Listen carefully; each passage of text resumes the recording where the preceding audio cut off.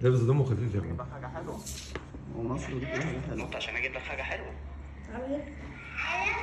نط دي يلا. حالة جبر. عسل عسل عسل. انا شاكر في المخ. النونة اسمها ايه؟ النونة دي اسمها ايه؟ ده النونة دي اسمها ملك. ده الكلام ده لسه اسمها بادئ ملك؟ الروشته اللي فاتت. طيب وانت اسمك ايه؟ طب ما تحاول معاه كده انت على اسمك الطبيعه ايه؟ كده. اسمك عمر. هوبا.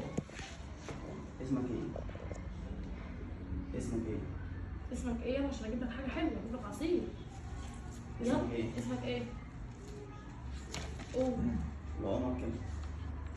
يلا عشان اجيب لك عصير. عمر. ما بيتكلمش خالص بره يتكسف يعني ولا ايه؟ بيخيل بيخيل. اه عشان كده احنا صورنا الفيديو ده يعني. ايوه. اسمك عمر؟ عمر ايه؟ لا بس هنا ما شاء الله التفاعل حلو قوي. ما هو في البيت ما شاء الله عليه. ايه ده؟ يلا قول ورايا. ألف ألف ألف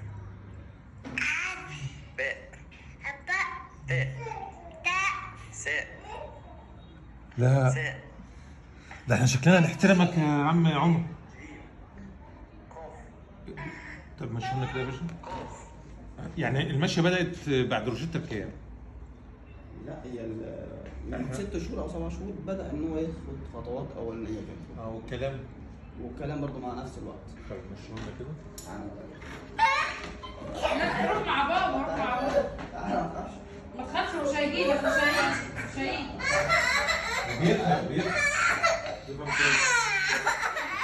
تعالى ليه؟ تعالى ليه؟ تعالى ليه؟ خلاص يلا نمشي. في الحضانه وكده انا بوديه في افتح الباب، افتح الباب. مش عارف بقى ان هو مثلا ياخد في افتح الحضانة. الباب.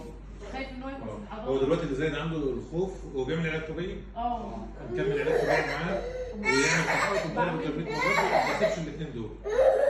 لا تخاطب ولا تخاطب تنمية مهارات و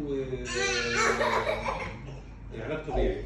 بعمل طب هتيجي